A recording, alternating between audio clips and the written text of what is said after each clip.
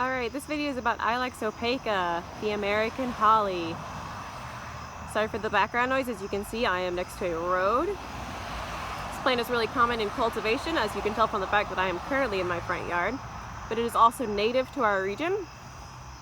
So Ilex opaca is the family of Aquifoliaceae, which is what all of our hollies are in. Opaca, the epithet, refers to opaque, referring to the leaves because they're very thick. There's no light getting through those guys.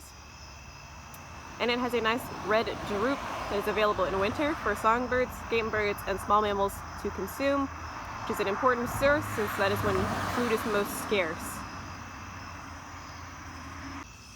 So let's take a closer look at these leaves.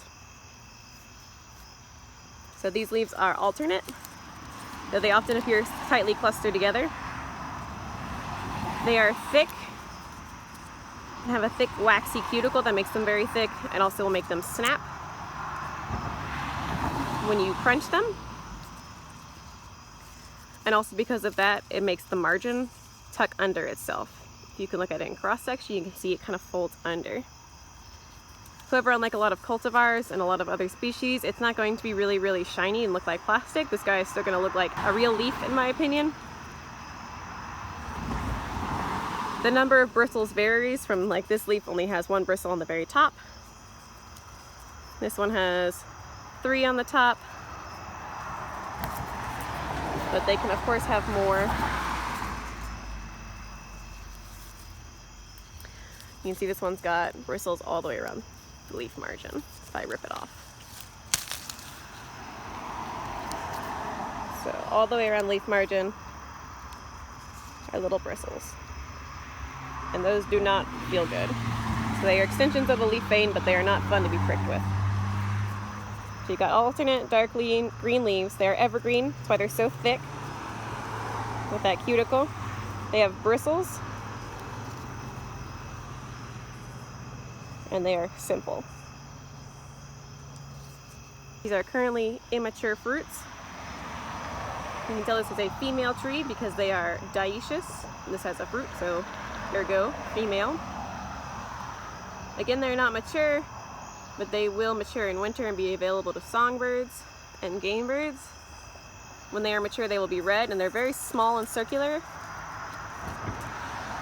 They are not very oblong.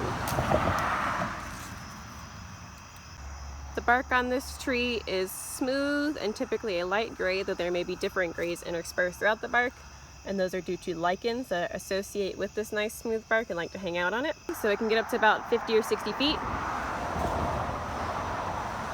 So a medium tree, but it is often very shrubby, so it retains branches. And in retaining branches, if those are pruned off on cultivated ones, you will see they get kind of lumpy.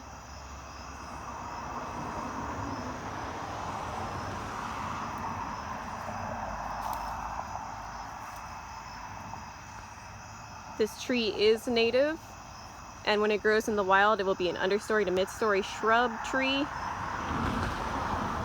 depending on the soil and if it gets shaded out or if there are disturbances it cannot tolerate, such as fire in the ecosystem. This guy is not fire tolerant at all because it's got almost no bark to protect it. And it forms these really dense canopies.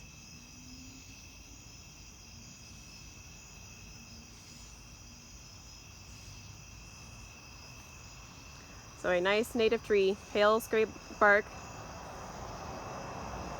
just like the other ilexes we've learned, or Ilex decidua. And overall a nice native ornamental.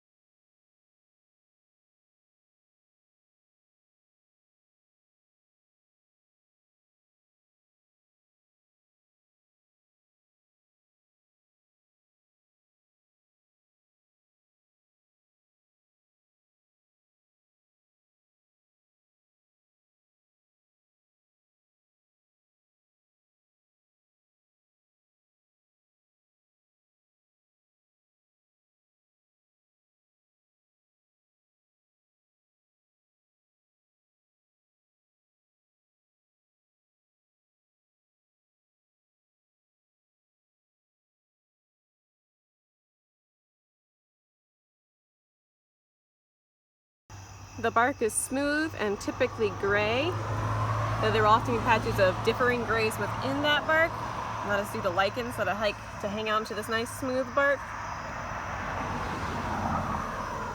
This is a native tree, but it's often shrubby in its growth form, as it often branches very low and is kind of scraggly. And when it's been pruned, you can see the trunk will form lumps where the branches were hacked off. It does not respond particularly well to pruning, at least not in aesthetic terms. But typically it's going to have a lot of branches coming out and have a very tight canopy.